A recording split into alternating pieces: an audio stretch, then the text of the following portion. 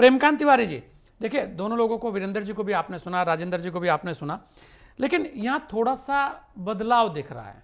आप देखें, अभी से हम ये कह दें कि गठबंधन होगा या नहीं होगा, ये तो अभी बहुत दूर की कौड़ी होगी, लेकिन जब मायावती जी सत्ता में रहती है तब बहुत सारे समीकरण दूसरे रहे हैं।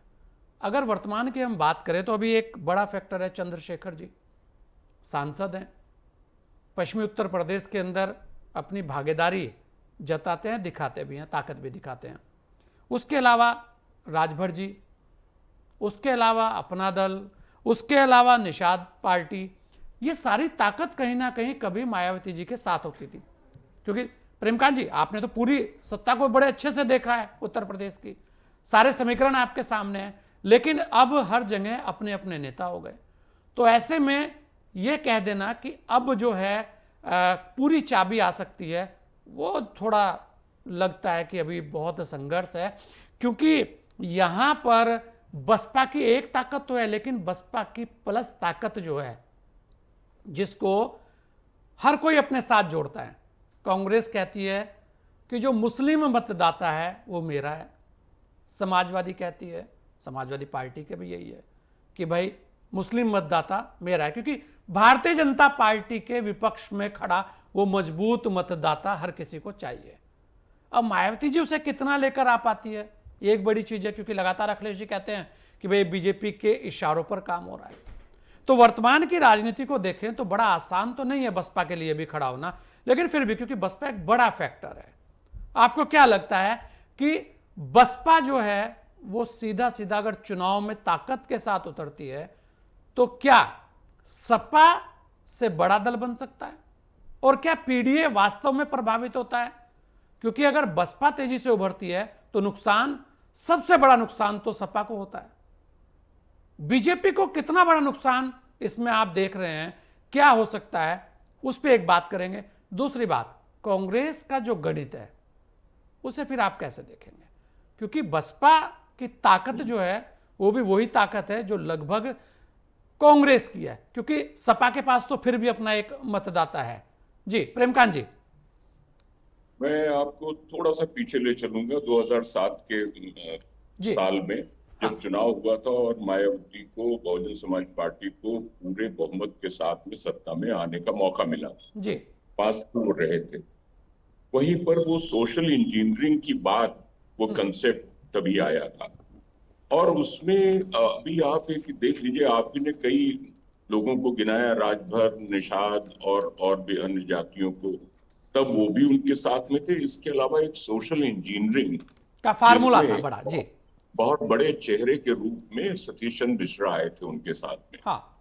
सतीश चंद्र मिश्रा यानी वो एक ब्राह्मण चेहरा के रूप में वो विकसित किए गए, उनकी छवि निखारी गई, और उसमें एक वो सोशल इंजीनियरिंग का भी एक अच्छा खासा एक रोल था, भूमिका थी उसकी। अब देखिए, इस बार सतीश चंद्र मिश्रा भी जो 9 तारीख की रैली थी लखनऊ में, उसमें खुद उन्होंने बैक सीट ली, उनके लड़के को इंट्रोड्यूस किया गया। उनका लड़का जो है वो कपिल मिश्रा नाम है मेरे ख्याल से, तो वो आए थे सामने।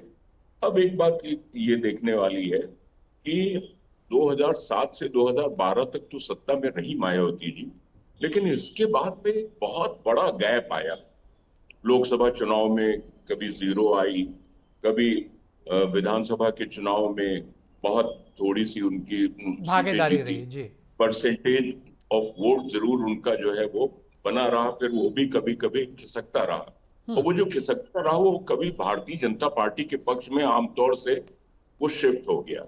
लेकिन ये जो 2024 का लोकसभा का चुनाव हुआ था, उसमें उनका वोट इस नाम पर कि अगर ये अब की बार 400 पार जो नारा दे रही है भारतीय जनता पार्टी, वो अगर 400 आ जाती है, 400 के पार आ जाती है, तो इस संविधान बदल देंगे, ये आरक्षण खत्म कर देंगे। इस तरह की जो हवा उड़ी, तो डॉक्टर भीमराव अंबेडकर के नाम से जो एक दलित वर्ग जो है वो पूरे तौर से जुड़ा हुआ रहता है, बहुत ही भावनात्मक और संवेदनात्मक तरीके से जुड़ा रहता है। उसको लगा कि कहीं भारतीय जनता पार्टी वास्तव में ऐसा ना कर दे। तो वो जो वोट शिफ्टिंग दलितों की हुई वो समाजवादी पार्टी और कांग्रेस के गठबंधन की ओर, खासतौर से मैं उत्तर प्रदेश के परिप्रेक्ष्य में बात कर रहा हूं, उसकी ओर चला गया वो वोट।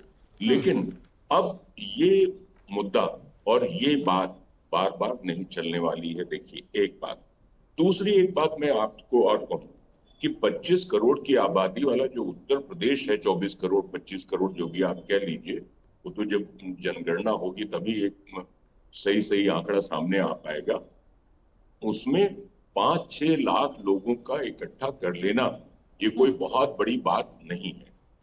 अच्छा, अब एक बात ये महसूस कीजिए कि भारतीय जनता पार्टी के सामने बहुत बड़ी चुनौती बहुत बहुजन समाज पार्टी इसलिए नहीं है कि बहुजन समाज पार्टी को भारतीय जनता पार्टी की बी टीम के रूप में कई बार लोगों ने उभारा है कि ये बी टीम है, भारतीय जनता पार्टी के खिलाफ नहीं जाती है और इनका वोट ट्रांसफर हो जाता है। कई बार मायावती ने भी इस बात की शिकायत की है कि हमारा वोट तो उनको ट्रांसफर हो जाता है और समाजवादी पार्टी का हमको नहीं ट्रांसफर होता है, या भारतीय जनता पार्टी का वोट हमको नहीं ट्रांसफर होता है। ये वही तो शिकायतें ताकत है हुई। बसपा की, यही तो हम लेकिन बात मेरा कर रहे थे एक ये प्रेमकांत जी, कहना है कि वोट कि ट्रांसफर करने की ताकत तो है मायावती जी के पास। मायावती में है, बिल्कुल है, इसमें कोई शक नहीं है। देखिए मैं लखनऊ में रहता हूँ, गोमती नगर से लेकर के आशियाना की तरफ भी जो बहुजन समाज पार्टी के दौर में बड़े बड़े जो मैदान विकसित किए गए, स्मारक विकसित किए गए, हाथियों की मूर्तियों की कतार बनाई गई, उससे ये तो है कि जो दलित तबका है, जो मायावती के साथ में एक वंचित तबका है, वो गर्व तो महसूस करता है। आज भी हम देखते हैं जब भी कोई छुट्टी होती है, अंबेडकर मैदान हुआ या संडे होता है, तो फिर अंबेडकर मैदान जैसी जो स्मारक है और मैदान है, वहां पे बहुत बड़ी संख्या में लोग आते हैं। लेकिन वास्तव में वो वोट में परिवर्तित हो पाते हैं, ट्रांसलेट हो पाते हैं कि नहीं हो पाते हैं, ये एक बड़ा संकट है विश्वसनीयता का, कि मायावती जी वास्तव में क्या उतनी ही एक्टिव रहेंगी। एक बात और मैं कहना चाहूंगा, जिस तरह से 9 अक्टूबर को उन्होंने अपने भाई और अपने भतीजे को इंट्रोड्यूस किया, उनका परिचय कराया लोगों से, तो परिचय कराने के साथ साथ में एक बात ये भी है कि जिस भतीजे को उन्होंने नेशनल कोऑर्डिनेटर बनाया, उसको हटा भी दिया उसके एक आधे स्टेटमेंट पर। तो इस चीज से जो उनका वोटर है, जो कोर वोटर है, वो वो कंफ्यूज। इससे भी होता है, वो इससे प्रभावित भी होता है और वो विश्वसनीयता पर हमेशा संदेह करता है।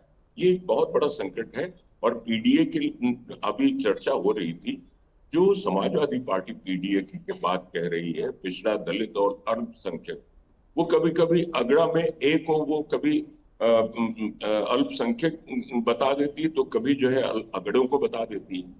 तो इसका मतलब एक थोड़ा सा वहां पर भी लोगों को बहुत विश्वास, बहुत आश्वासन नहीं है।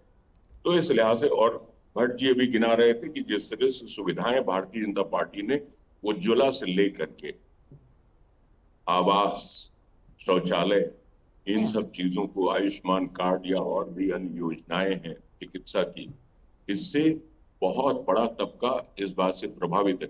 दूसरी एक बात आप देख लीजिए, उत्तर प्रदेश के परिप्रेक्ष्य में अगर आप देखिए तो निवेश वास्तव में कितने हस्ताक्षरित हुए हैं और उसके बाद में उसका एक बड़ा हिस्सा जमीन पर उतरना शुरू हुआ।